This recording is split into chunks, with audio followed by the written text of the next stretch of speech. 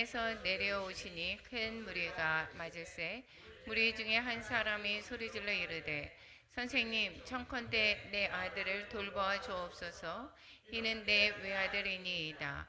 귀신이 그를 잡아 갑자기 부르짖게 하고 경련을 일으켜 거품을 흘리게 하며 몹시 상하게 하고야 겨우 떠나가나이다. 당신의 제자들에게 내쫓아 주기를 구하였으나 그들이 능히 하지 못하더이다. 예수께서 대답하여 이르시되 믿음이 없고 패역한 세대여, 내가 얼마나 너희와 함께 있으며 너희에게 참으리요. 내 아들을 이리로 데리고 오라 하시니 올 때에 귀신이 그를 거꾸러뜨리고 심한 경련을 일으키게 하는지라. 예수께서 더러운 귀신을 꾸짖으시고 아이를 낳게 하사 그 아버지에게 들어주시니 사람들이 다 하나님의 위엄에 놀라니라.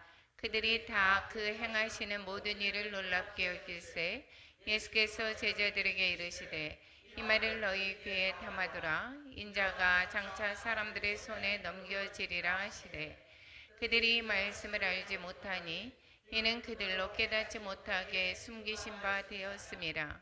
그들은 이 말씀을 듣기도 두려워하더라. 제자 중에서 누가 크냐 하는 변론이 일어나니 예수께서 그 마음에 변론하는 것을 아시고 어린아이 하나를 데려다가 자기 곁에 세우시고 그들에게 이르시되 누구든지 내 이름으로 이런 어린 아이를 영접하면 곧 나를 영접하며 또 누구든지 나를 영접하면 곧 나를 보내신 이를 영접함이라. 너희 모든 사람 중에 가장 작은 그가 큰 자니라. 아멘. 예. 오늘의 본문의 말씀을 통해서 우리가 은혜 받고자 하는 내용은 참된 제자의 모습이라고는 제목으로 은혜를 나눌까 합니다. 오늘 본문의 말씀은 이제 예수님이 공생의 기간이 몇 년이었죠? 3년? 3년에서 이제 3년 반이라고 볼 수도 있고, 그 기간 중에 거의 지금 얼마 남겨두지 않은 상황 속에 와 있습니다. 그러니까 10월에 대해서 이제 6월절이 4월 정도가 됩니다. 그러면 4월에서 10월에 이제 그 초막절쯤에 그때에 이제 예루살렘으로 올라가십니다. 그리고 올라가셔서 거기에서 다시 갈릴리로 오시지 않습니다. 그리고 거기에 올라가신 뒤에 계속해서 예루살렘에서 계시다가 그리고 6월절에 이제 고난을 받으시고 돌아가시는 것을 볼 수가 있습니다. 그런데 이 누가복음은 왔다 갔다 이렇게 서술하지 않고 누가복음은 예수님의 공생애의 시작을 이제 알리고 그리고 나서 그냥 갈릴리 사역을 중점적으로 다루게 됩니다. 그래서 이게 오늘 본문의 말씀까지가 거기가 이제 갈릴리의 사역을 마무리하는 단계에 와 있습니다. 그렇다라고 하면 이제 10월 그 가까이 되었다라는 이야기입니다. 그리고 예루살렘으로 가는 길이 9장 51절에서 9장까지 가는 길이 내용이 많이 기록되어져 있는 게 누가복음입니다. 그래서 다른 데서보다 너무 많이 이렇게 기록되어져 있는 것을 우리가 보게 됩니다. 그리고 고난과 부활이 20장에서 24장까지 기록합니다. 이제 예수님이 예루살렘을 향해서 가는 그 길목에 와 있습니다.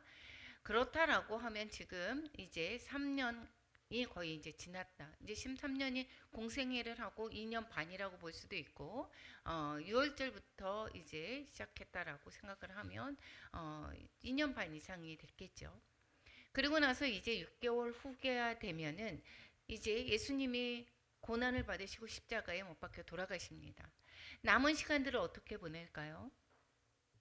계속해서 지금까지는 병든 자를 고치기도 하고 하나님 자신이 하나님의 아들로서 구원자가 되심을 계속해서 보여주었습니다. 이 제자들과도 같이 다니면서 제자들을 또한 가르치고 있었습니다. 그런데 구체적으로 이제는 얼마 남지 않고 나서 내가 바로 고난을 받고 죽을 거야. 그리고 3일 만에 부활할 거야. 이런 이야기들을 계속해서 하고 있습니다. 그런데 이때까지 지금 제자들의 모습에서는 어떻습니까? 예수님이 이제는 반대로 십자가에서 죽으시는 것이 아니라 이제 벼슬을 이제 할 거야.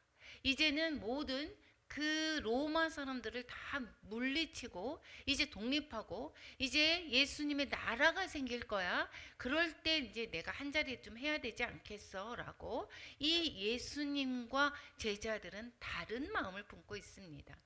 이들을 그럼에도 불구하고 예수님이 계속해서 제자의 이제 남은 시간들을 제자의 삶에 관해서 가르쳐 주고 있는 것을 볼 수가 있습니다. 오늘의 모습에서 보게 되면 이제 쭉 유월절을 빨간 것으로 표시했습니다. 그리고 저기 연두색이 있죠. 연두색이 있는 것이 지금 이제 간다라는 것입니다. 초막절 때 예루살렘으로 가는 끝 무렵에 오늘의 내용이 있는 것입니다. 그리고 그 이야기 전에 우리가 보게 되면 오병이어 기적을 잘 모르시는 분들이 거의 없죠. 예수님의 사역에서 오병이어 기적은 3년 공생의 3년 첫 번째 사역이다라는 것을 기억하시면 될 것입니다. 그리고 예수님의 제자들은 2년이 되어서야 예수님의 12제자를 완성을 하게 됩니다. 처음에는 5명의 제자, 6명의 제자 이렇게 점차 하다가 2년 때에 전체의 12명의 제자를 완성하게 됩니다. 이 제자를 데리고 다니면서 계속 제자의 길들을 가르쳐 주고 있었습니다. 그래서 이제 갈릴리 사역을 다 끝내고 이 지금 외곽의 지금 두로 지방과 쭉 돌아서 왔었던 것들을 이 누가복음에서는 기록하지 않습니다.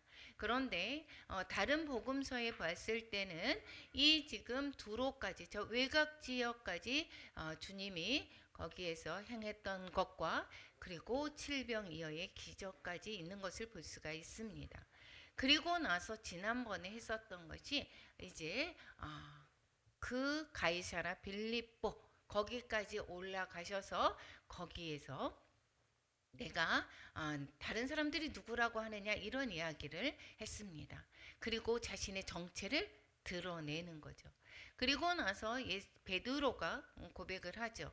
주는 그리스도시요 살아계신 하나님의 아들이십니다라고 이야기했던 것이 지금 파란 것에 그 가이사라 빌립보까지 올라가는 길이고 그 옆에 헬몬산에서 이제 변화산에서 있었던 그러한 예수님의 변형된 모습을 보았습니다. 그리고 나서 세 제자만 데리고 올라갔습니다. 내려왔습니다. 그 내려와서 있었던 일들이 오늘 이야기입니다. 그래서 오늘 이야기 변화산 아래에 있었던 이야기와 이제 다시 파랑색으로 내려와서 갈릴리 그쪽까지 거의 와서 거기 길에서 2차 순환 고지를 말하는 것을 볼 수가 있습니다. 그리고 나서 가버나움에 있을 때에 누가 크냐 이런 이야기들을 하게 되는 것입니다. 예, 오늘 본문의 말씀에서 보게 되면 거기에서 가이사라 빌립보라고 얘기를 했습니다. 왜 예수님이 거기에서 자신의 정체를 드러냈느냐 이 얘기는 지난번에 이야기했죠. 거기가 판신을 비롯해서 우상 숭배가 가득한 것입니다. 이러한 자연의 신들을 많이 세워놨습니다. 저런 것들이 신이 아니야. 메시 구원자가 아니야. 바로 내가 구원자다라는 것, 이것을 가르쳐 주는 내용이었다라고 말씀을 드렸습니다. 그리고 그래서 그 길에서의 말씀을 또한 했다라고 하는 것은 주님의 길이 무엇인지를 또한 가르쳐 주었습니다. 이것은 또 제자들의 길 또한 무엇인지를 가르쳐 주고자 하는 내용인 것을 볼 수가 있습니다. 계속해서 예수님은 얼마 남지 않았다고 했습니다. 그 기간 동안에 제자들에게 하나라도 더 가르쳐 주고 싶었습니다. 그래서 제자들을 계속해서 훈련하고 있습니다. 오늘 본문의 말씀에서도 제자들의 모습을 통해서 참된 주님이 가르쳐주는 그 또한 제자의 길은 무엇인지 또 그 제자들의 모습은 지금 어떠한 상황인지를 보면서 이 참된 제자의 그 모습이 무엇인지 오늘날 그러면 우리가 예수님을 따르는 자들이 어떻게 가야 되는지를 또한 가르쳐 주는 내용과 똑같습니다. 그럼 오늘 본문의 말씀에서는 세 가지를 이야기를 하고 있습니다. 이제 헬몬산에서 내려왔는데 귀신 들린 아이를 고치시고 되는 예수님에 관해서 이야기가 있는가 하면 예수님이 순환을 고지를 합니다. 이제 죽으시고 살아나실 거를 다시 얘기합니다. 그럼에도 불구하고 제자들이 깨닫지를 못합니다. 그리고 이 지금 나는 십자가에서 죽으러 가 그러는데도 불구하고 제자들 사이에 다툼이 일어납니다. 지금 예수님이 돌아가신다는 이야기를 올라갈 때도 하고 내려와서도 하고 이러는데 뭐라고 얘기합니까? 누가 크냐 다투고 있습니다. 이 제자들은 십자가를 아직 이제 생각을 하지를 못하고 예수님 나라가 됐을 때에 내가 이제 한 자리를 더 맡고 싶었던 것입니다. 마가복음에서는 조금 어머니가 이제 로비한다라고 이야기를 하고 있지만 어쨌든 제자들 사이에 다툼이 있는 것을 볼 수가 있습니다. 오늘의 본문의 내용입니다. 먼저 이 37절에서 43절까지 이제 귀신 들린 아이를 낫게 하는 내용입니다. 그래서 이 제자들이 못 고치는 그러한 내용, 왜 못 고치느냐? 믿음이 없기 때문이다. 믿음이 없는 세대에 관해서 이야기하는 것이 37절에서 43절까지 말씀하고 있습니다. 이제 산에서 내려왔습니다. 헬몬산, 변화산에서 있었죠. 변화산에 누구 데리고 왔습니까? 야고보와 요한과 베드로가 3명이 있었습니다. 그리고 이제 그 증인의 성격을 띈다고 있겠죠. 내려왔습니다. 내려와서 그 밑에 제자들이 있었습니다. 9명의 제자들이 있었습니다. 그 당시에 산에서 내려왔습니다. 그런데 그 큰 여기에 9명의 제자들뿐만 아니라 다른 사람도 있었습니다. 무리 중에서 한 사람이 소리 질러서 이야기합니다. 예수님께 말씀하는 거죠. 선생님, 내 아들을 돌봐 주십시오라고 이야기하고 있습니다. 그러면서 우리 아들이 지금 39절에 보니까 귀신이 들렸습니다라고 이야기를 하고 있습니다. 그래서 귀신으로 말미암아 경련도 일으킬 뿐만 아니라 거품도 흘리게 되고 이렇게 몹시 상하게 되는 그러한 경우를 맞이한다라고 이야기를 하고 있습니다. 먼저 이 지금 사람은 그 부모 되는 사람은 뭐라고 했습니까? 아버지 되는 사람이겠죠. 그리고 나서 당신의 제자들에게 내쫓아 주기를 구했는데 그들이 능히 못하더이다 이렇게 얘기합니다. 그래서 예수님께서 이렇게 말하고 있습니다. 믿음이 없는 패역한 세대여 이렇게 하면서 어떻게 합니까? 42절에 보니까 예수께서 더러운 귀신을 꾸짖으시고 아이를 낫게 했다 이렇게 말씀하고 있습니다. 즉 귀신 들린 아이가 고침을 받았다라고 이야기하는 거겠죠. 예수님으로 말미암아 고침을 받았습니다. 그런데 이 지금 예수님께서는 고쳐 주셨지만 먼저 예수님이 내려오시기 전에 예수님의 제자들에게 고침받기를 강구했다라고 이야기를 하고 있습니다. 그런데 그들이 고치지를 못했다라고 이야기를 하고 있습니다. 제자들이 실패했다는 거죠. 근데 예수님께서는 어떻게 했죠? 처음에 누가복음 1장에서 보면 이미 예수님은 제자들에게 능력을 주셨습니다. 그래서 여기에서 모든 귀신을 제어하며 병을 고치는 능력과 권위를 주시고 이렇게 말씀하고 있습니다. 그런데도 불구하고 이 제자들이 못 낫게 했다라는 것입니다. 그래서 왜 실패했을까? 하나님의 능력이 주신 것이 부족한 것이 아님에도 불구하고 이 실패했다라고 하는 것은 예수님께서 말씀하시기는 믿음이 없다 이렇게 얘기를 했습니다. 믿음이 부족했기 때문이다라는 것을 말하고 있습니다. 마태복음과 마가복음에서 이 내용과 병행 구절이 있습니다. 그래서 이 마태복음에서도 이렇게 이야기하고 있습니다. 너희 믿음이 작은 까닭이다 이렇게 말하고 있습니다. 마가복음에서는 이제 집에 들어와서 이제 물어봤습니다. 제자들이 예수님께 왜 우리는 못 쫓아냈습니까? 라고 이야기했을 때에 기도 외에 다른 것으로는 이런 종류가 나갈 수 없다라고 말씀하고 있습니다. 이미 능력을 받았지만 믿음의 기도가 부족해서 그 능력이 발휘되지 못했다라는 말씀을 하고 있는 것입니다. 우리도 마찬가지입니다. 우리도 예수님을 믿는 자들입니다. 우리의 능력이 아니라 주님이 내 안에 함께 하셔서 우리에게 능력을 주십니다. 말씀을 전하는 것, 전도하는 것, 이 모든 것들도 모두 다 하나님의 능력 안에서 행하는 것입니다.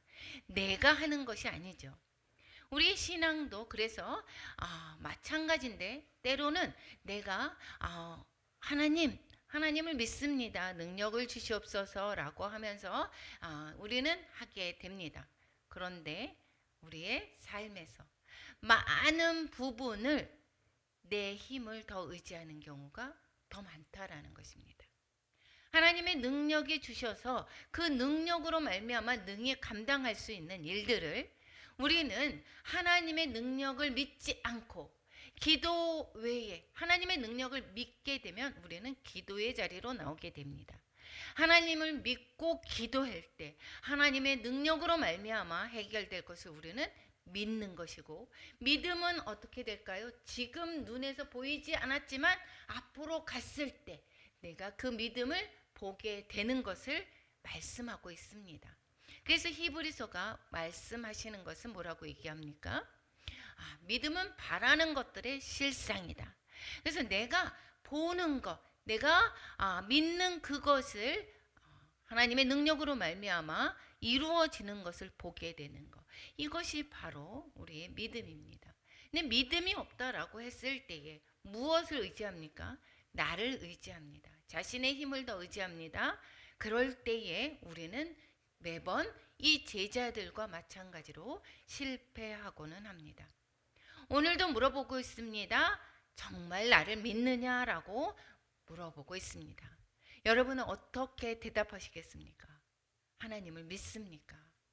우리의 상황 가운데 여러 가지 일들이 있습니다. 그런데 이것은 내 힘으로 하는 것이 아니라 하나님의 능력 주시는 자 안에서 내가 모든 것을 할 수 있는 것입니다. 능력 주시는 자 안에서 할 수 있는 것입니다. 우리가 이 제자들의 실패를 우리도 삶 가운데 늘 경험하곤 합니다. 오늘 말씀하십니다. 기도 외에 다른 것으로 이런 종류가 나갈 수 없다고 말씀하십니다. 우리가 기도 외에 하나님께서 말씀하십니다. 믿음의 기도가 부족할 때는 이루어질 수 없다라고 하는 것을 오늘도 말씀하고 있습니다. 또 43절에서 45절까지 그러면서 예수님이 십자가를 얘기를 다시 하고 있습니다. 내가 이제 십자가에서 이제 죽고 그리고 다시 부활할 거야 라고 말씀하고 있습니다. 그런데 여전히 십자가를 이해하지 못하는 제자들을 설명하고 있습니다. 인자가 사람들의 손에 넘겨지리라. 오히려 많은 사람들보다 어떻게요? 그들을 무찌르고 우뚝 당당하게 왕으로 입성하실 것을 그런 제자들이 생각하고 있었습니다. 그런데 이들의 생각과 달리 예수님이 말씀하고 있습니다. 인자가 장차 사람들의 손에 넘겨질 것이다 라고 말씀하고 있고, 그런데 불구하고 그들이 이 말씀을 알지 못한다 이렇게 말하고 있습니다. 여기에서는 오늘 본문의 말씀에서는 이렇게 말씀하는 것이 그 헬몬산에서 내려와서 귀신을 쫓았던 그 자리에서 그 뒤에 여기에서 다 행하시는 모든 일을 놀랍게 여길세 이렇게 얘기하고 있습니다. 그러니까 귀신을 떠나보낸 그 자리에서 했다라고 기록하는 것과 같습니다. 그런데 다른 동행구절, 병행구절의 그러한 경우에는 다른 곳으로 설명하고 있습니다. 어쨌든 주님께서는 다시 십자가의 고난을 말씀하고 있습니다. 그런데 이들은 이 말씀을 뭐라고 얘기했습니까? 알지 못한다라고 얘기했습니다. 왜 이해하지 못했을까요? 제자들은 여전히 영광의 메시아를 기대하고 있었던 것입니다. 임금에 입성하시는 것. 그래서 우리가 지금 사순절을 보내고 있습니다. 그리고 이번 주일에 고난 주간이죠. 고난 주간에서 이제 예루살렘에 입성을 하게 됩니다. 그럴 때에 어떻게 되죠? 호산나 다윗의 자손이여라고 하면서 많은 사람들이 너무도 화려하게 자신의 그 다윗의 자손이 메시아됨을 종려나무를 흔들면서 환영을 하고 있습니다. 그들이 순간적으로 변하게 되죠. 그제서야 십자가에 못 박혀 죽으시는 예수님을 눈으로 보게 됩니다. 겪게 됩니다. 또 유다는 배반을 하게 되죠. 그들에게 십자가는 정말 받아들이기 어려운 이야기였습니다. 내가 믿고 싶지 않은 거죠. 우리는 때로는 사실을 얘기하는데 내가 듣고 싶은 이야기가 아니면 그것을 믿으려고 하지 않습니다. 내 귀에 좋은 것, 좋은 소리만 들으려고 합니다. 때로는 양약은 입에 쓰게 됩니다. 쓴 소리를 내가 들을 줄 알아야 되는 것이고, 충언이 귀에 거슬리지만 이것이 바로 내 몸에 좋은, 내 행실에 좋은 것입니다. 그럼에도 불구하고 우리는 내 뜻대로 해석하는 경우가 정말 많은 것을 볼 수가 있습니다. 여기에서 병행 구절에서는 갈릴리에 모일 때에 이렇게 말하고 있습니다. 이제는 그 가이사랴 빌립보에서 내려와서 이제 갈릴리에 도착했을 때라고 이야기를 하고 있습니다. 마가복음에서는 그곳을 떠나, 즉 거기에 귀신 들린 자를 고쳤던 그 헬몬산 바로 아래에 거기를 떠나서 어디까지? 갈릴리 가운데로 지날 때 이렇게 말하고 있습니다. 저는 마가복음 9장 30절을 배경으로 생각을 하고 있습니다.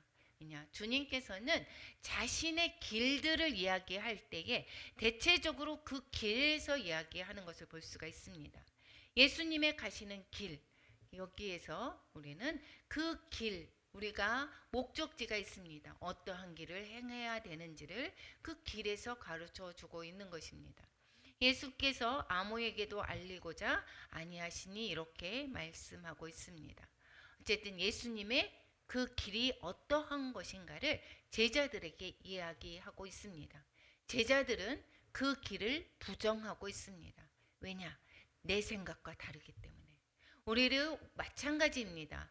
우리도 내 마음과 다른 그러한 말씀은 어떻게 하죠? 부정하게 됩니다.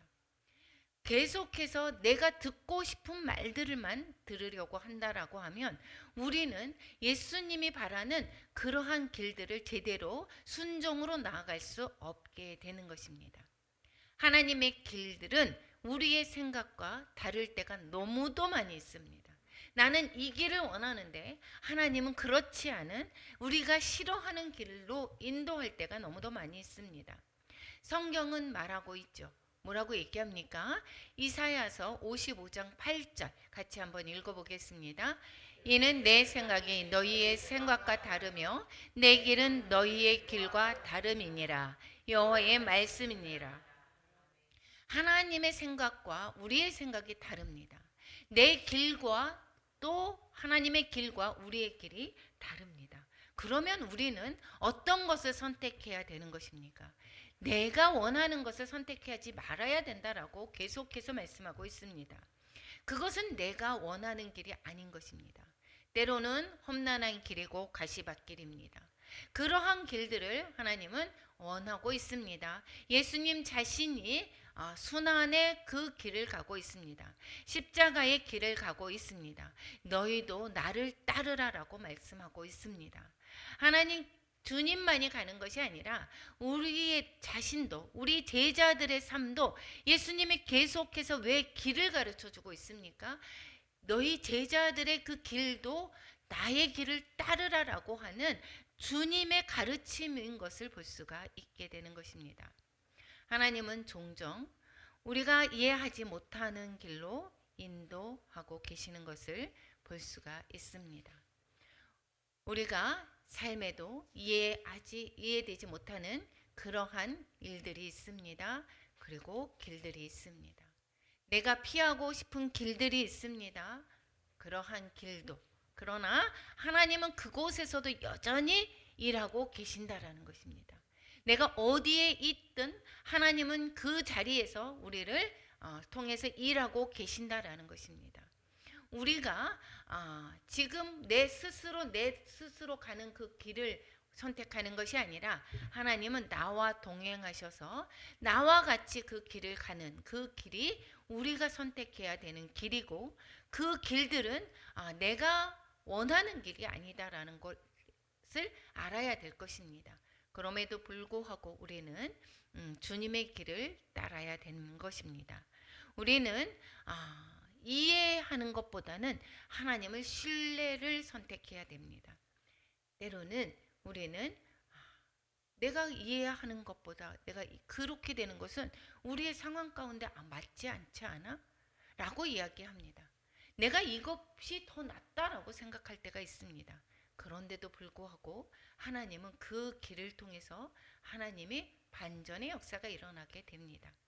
우리는 하나님은 선한 길로 인도하신다라는 것을 우리는 확신해야 됩니다. 하나님은 우리의 믿음으로 확신할 때 하나님은 어떠한 길이든 하나님께서 이끄시는 길은 선한 길이십니다. 우리가 주님을 따라갈 때 주님께서는 반드시 가장 나에게 좋은 길로 인도하심을 믿으시기 바랍니다. 46절에서부터 50절까지 누가 크냐 하는 다툼을 하고 있습니다. 정말 슬플 것 같아 보이지 않습니까? 주님이 내가 이제 십자가에서 내가 사람들에게 팔려 넘어갈 거야.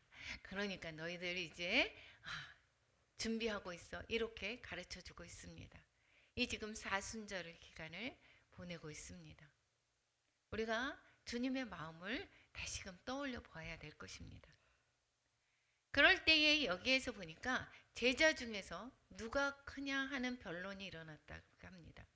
이것이 조금 전에, 얼마 전에 예수님께서 십자가의 길을 이야기했는데도 불구하고 이런 이야기를 한다면 예수님 어떠한 마음이실까요? 너무 마음이 아프지 않을까요? 부모가 아픈 그러한 과정 속에서 병원에서 입원하고 있습니다. 자녀들은 재산 갖고 싸우는 것, 이러한 모습들이 바로 이 모습 아닐까요? 그 병중에 있는 부모님은 얼마나 아프지 않을까요? 이 제자들이 바로 그러한 마음입니다. 누가 크냐 하는 변론이 일어납니다. 마가복음에서는 이제 야고보와 요한의 어머니가 이제 하나는 우편에 하나는 좌편에 앉게 해주세요라고 로비한다라고 얘기를 하고 있습니다. 이것을 듣고 저희들끼리 싸우고 다툼이 일어났다라고 이야기를 하고 있습니다. 그러면서 예수님께서 이제 그것을 보시고 나서 어린아이를 데리고 와서 세우시고 이렇게 말씀하십니다. 이런 어린아이를 영접하는 것이 바로 나를 영접하는 것이다. 이렇게 얘기를 하고 있습니다. 또 나를 영접할 뿐만 아니라 나 보내시니 하나님을 영접하는 것이다 라고 말씀하고 있습니다. 이 어린아이는 그때 당시에 사람 취급에도 명수에도 세워지지 못하는 가장 낮은 자입니다. 그 낮은 자를 영접하는 것이 바로 예수님을 영접하는 것이다 라고 말하고 있습니다. 내가 교만한 자, 내가 크다라고 생각하는 사람은 나보다 낮은 사람들을 섬기기를 싫어합니다. 무시합니다. 그런데 주님은 지금 말씀하고 있습니다. 가장 낮은 자를 영접하는 것이 바로 나를 영접하는 것이다.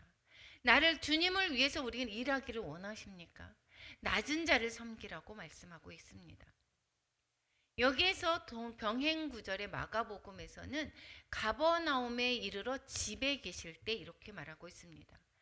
여기에서 갈릴리에서 지나갈 때 그때에 예수님이 순환을 얘기했습니다. 이제 가버나움에 일어나서 이제 집에 계셨습니다. 그 집에 계실 때에 서로 토론한 것이 무엇이냐? 그러니까 집에서 자기네들이 누가 컸다 이렇게 한 것이 아니라 그 길에서 아마 그랬던 것 같아 보입니다. 그래서 누가 크냐 이제 서로 자신들끼리 싸웠던 것을 보고 예수님이 드디어 이제 집에 도착하고 나서 너희들 아까 길에서 서로 이야기한 것, 토론한 것이 무엇이냐라고 물어보고 있습니다.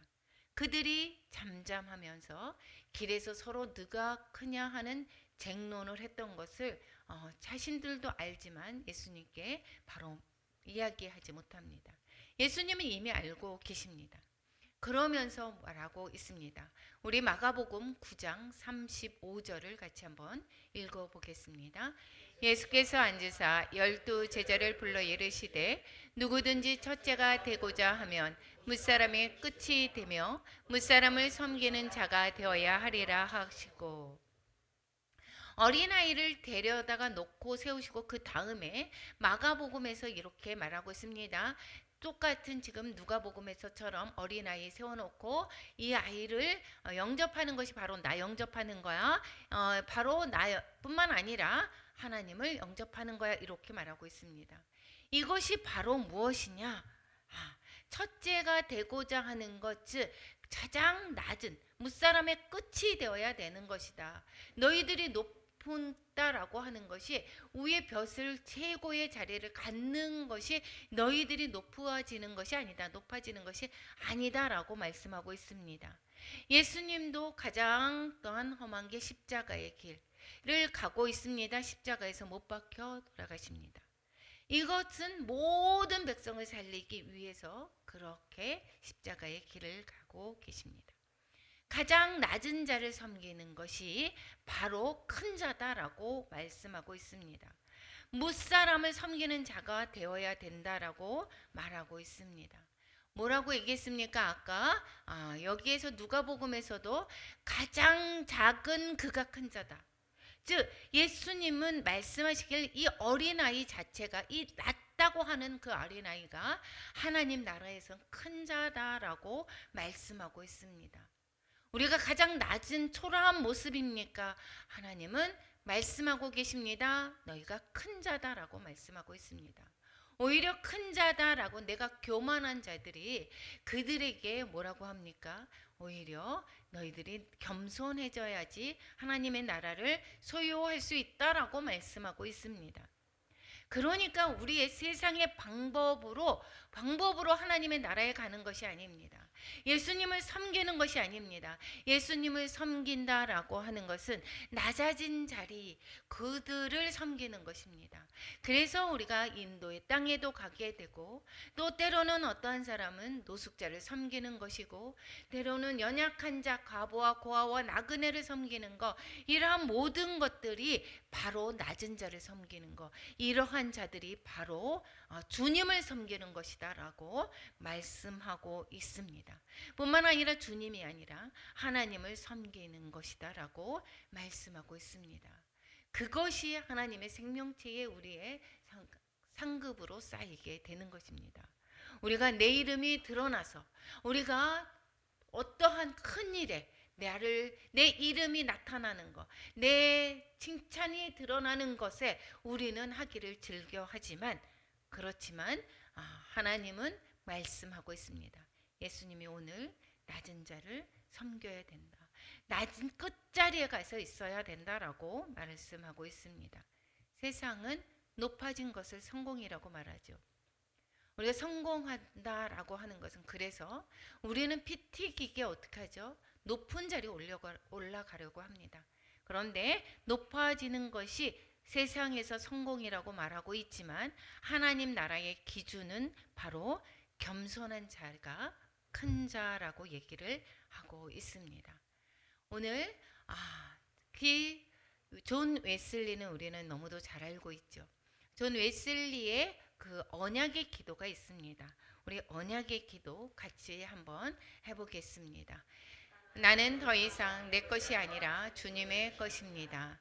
나를 주님이 뜻하시는 자리에 뜻하시는 곳에 두소서. 나를 수고의 자리에 두시며 고난의 자리에 두소서. 나를 사용하시든지 아니면 주님을 위해 구별해 두소서. 주님을 위해 높아지게도 하시며 주님으로 인해 낮아지게도 하소서. 나를 채우시기도 하시며 비우시기도 하소서. 모든 것을 갖게도 하시며 아무것도 갖게 하게도 않게 모든 것을 전심으로 기꺼이 드리오니 주님의 기쁘신 뜻대로 사용하소서. 이제 영광스럽고 복되고 신 하나님, 아버지, 아들 그리고 성령님이시여, 주님은 나의 것이며 나는 주님의 것입니다. 정말 그렇습니다. 내가 땅에서 맺은 언약이 하늘에서 비준되게 하소서. 아멘. 예, 우리는 갖는 것, 모든 것을 갖는 것은 주 안에서 주님의 것으로 갖는 것입니다. 그리고 우리는 우리가 비울 때에 하나님의 것으로 채울 수가 있습니다. 세상의 것으로 내가 가득 채우려고 한다면 하나님의 것이 채워질 자리가 없습니다. 우리가 내 것이라고 생각하는 것을 비우시기 바랍니다. 내 마음을 비우시기 바랍니다. 내 견고한 진들을 내려놓으시기 바랍니다.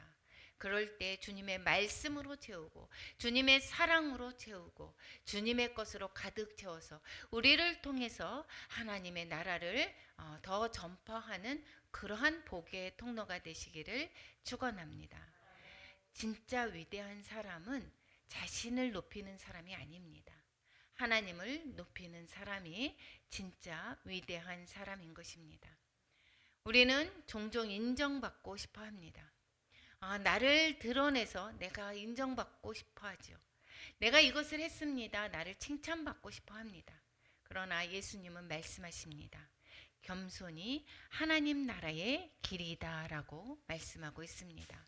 오늘 제자들에게 말씀하고 있습니다. 제자의 길, 내 길을, 즉 예수님의 길을 가르쳐 주고 있습니다. 예수님의 길을 가르쳐 주는 것은 나를 따르라라고 하는 제자의 길을 가르쳐 주는 것이고, 오늘날 우리에게도 말씀하는 것입니다. 나를 따르라, 예수님을 따르는 길, 바로 십자가의 길이고 그것은 바로 내가 죽는 길이다라는 것을 가르쳐 주고 있는 것입니다. 그래서 우리는 어떠한 길을 가기를 원합니까? 세상의 화려한 길이 아니라 이 제자의 길, 바른 제자의 길, 참된 제자의 길은 십자가의 길이고 내 것을 비우는 그러한 길이다. 이렇게 제자들을 가르게 이야기하고 있습니다. 겸손한 자가 큰 자다라고 제자들에게 말씀하고 있습니다. 오늘날 우리에게 말씀하고 있습니다. 오늘 본문의 말씀을 통해서 믿음 없는 제자가 되지 말라라고 말씀합니다. 하나님의 길을 신뢰하라라고 말씀하고 있습니다. 그리고 뿐만 아니라 겸손한 제자가 되라라고 말하고 있습니다. 제자의 길은 쉽지 않습니다. 내가 죽어져야 되는 거기 때문에 쉽지 않습니다. 그러나 그 길은 바로 예수님이 걸어가신 길입니다. 우리도 그 길을 따라 걸어가야 될 것입니다. 내가 사순절을 돌아보면서 내가 아직도 내 고집으로 내가 스스로 내가 생각하는 길을 걷고 있다라고 하면 회개해서 다시금 턴해서 예수님의 가신 그러한 십자가의 길을 걸어가는 우리 모두가 되시기를 축원합니다. 예, 우리 찬양